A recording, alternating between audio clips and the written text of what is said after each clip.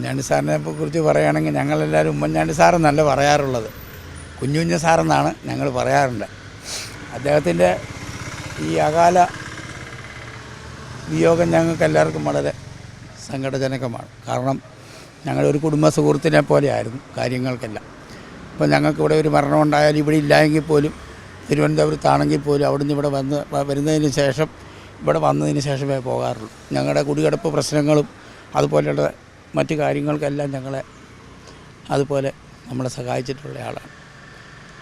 പിന്നെ ഇപ്പം അദ്ദേഹത്തിൻ്റെ മകനിങ്ങനെ നിൽക്കുന്നു എന്ന് പറഞ്ഞാൽ ഞങ്ങൾക്ക് വളരെ ആ കാര്യത്തിലൊരു വളരെ താല്പര്യമുണ്ട്. അദ്ദേഹത്തെ ഞാൻ പറഞ്ഞ എല്ലാ നാട്ടുകാരും ജാതി മത ഭേദമന്യേ എല്ലാവരും അദ്ദേഹത്തിനെ വോട്ട് ചെയ്ത് നല്ല ഭൂരിപക്ഷത്തോടെ വിജയിപ്പിക്കണം എന്ന് തന്നെയാണ് എൻ്റെ പൂർണ്ണമായ അഭിപ്രായം.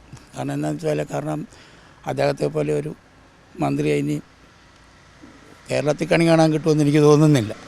അത്രമാത്രം നല്ലൊരു വ്യക്തിത്വത്തിൻ്റെ ഉടമയായിരുന്നു. ഞാൻ പറഞ്ഞില്ലേ, വളരെ കാര്യങ്ങളായിട്ട് ഒരുപാട് കാര്യങ്ങൾ ഞങ്ങൾക്ക് വേണ്ടി ചെയ്തിട്ടുണ്ട്. ഒരു പിതാവിൻ്റെ സ്ഥാനത്ത് കാണാൻ പറ്റുന്ന ഒരാൾ. എല്ലാ മനുഷ്യർക്കും ഉപകാരമല്ലാതെ അദ്ദേഹം ആരും ദോഷമായിട്ട് ചെയ്തതൊന്നായിട്ട് എനിക്കറിയില്ല. ഇങ്ങനെയുള്ള കാര്യങ്ങളെപ്പറ്റിയൊക്കെ എനിക്ക് പറയാം. പ്രത്യേകിച്ച് വ്യക്തിപരമായിട്ട് എന്തെങ്കിലും സഹായങ്ങളൊക്കെ ഉമ്മൻചാണ്ടി സാർ ചെയ്തിട്ടുണ്ട്. ചേട്ടൻ ഇപ്പോൾ ഒരു പച്ചക്കറി കട ഇവിടെ നടത്തുക അല്ലേ, പുതുപ്പള്ളി ടൗണിൻ്റെ അടുത്ത്. അപ്പം ഉമ്മൻചാണ്ടി സാർ വ്യക്തിപരമായിട്ട് ചേട്ടനൊക്കെ നേരിട്ട് അറിയാമായിരുന്നു? എനിക്ക് ഒരു 3-4 ഘട്ടങ്ങളിലായിട്ട് പല രീതിയിലുള്ള സാമ്പത്തിക സഹായങ്ങൾ അദ്ദേഹത്തിൽ നിന്ന് ഞാൻ തന്നെ എൻ്റെ കൈകൊണ്ട് തന്നെ വാങ്ങിച്ചിട്ടുണ്ട്. പല കാര്യങ്ങളായിട്ട് വാങ്ങിച്ചിട്ടുണ്ട്.